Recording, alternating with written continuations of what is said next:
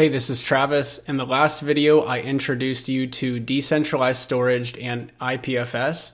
Now I want to talk about some IPFS incentivization protocols. How do we guarantee that these IPFS nodes continue to hold our data?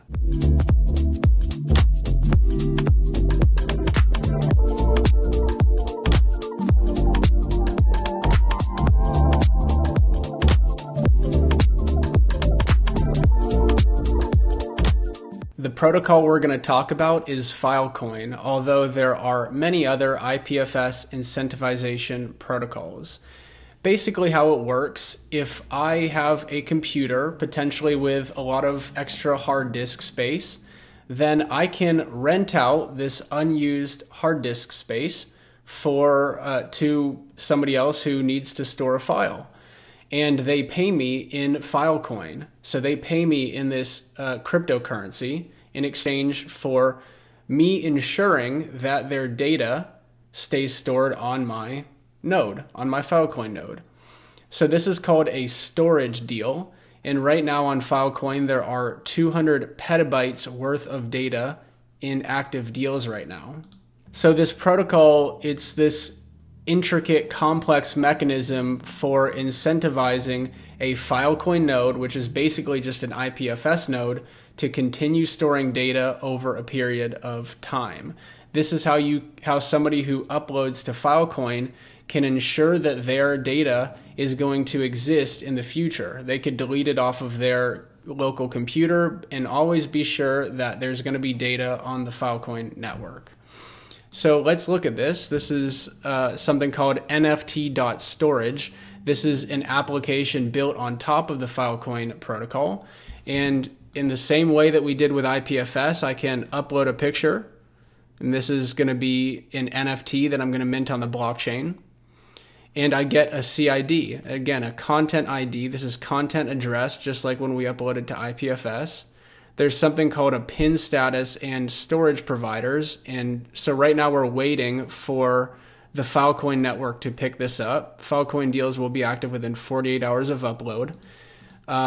But right now it's on IPFS. And so we have this CID right here. So if I go IPFS, boom, then that image comes up. Now, of course, what I would do is I would put this IPFS : this.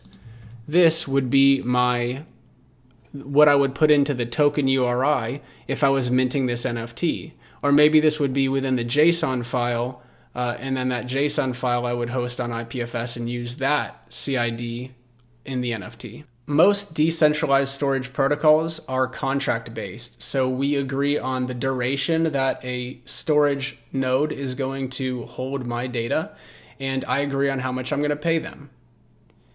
There's a different protocol, though, called Rweave, and this works differently. This is about permanent data storage. So you pay once, you upload a file and you pay once, and the protocol guarantees that that data file will exist forever. And to explain it simply, you pay once, and this one-time payment is essentially an endowment for the data that you uploaded. This principle is used to generate interest, and that interest is going to be used to continue to pay the Rweave nodes who are storing this data into perpetuity. So it's like an endowment. There's an initial principal investment, and then the institutions like universities continue to function and pay their cost of living with the interest generated on that initial principal. And this is one incentive way to incentivize permanent storage. And this is how Rweave does it. Rweave is very focused on something called the permanent web or permaweb. If you think about URLs and you've tried to click on a link before and it's taken you to a website that gives you a 404 error or something didn't load properly, that means that either the content moved to a different location or that server is down and that content may never come back unless it was explicitly archived somehow. If you think back to the consumer web starting around the 1990s when we started to get mainstream adoption, think of how many of those websites no longer exist anymore.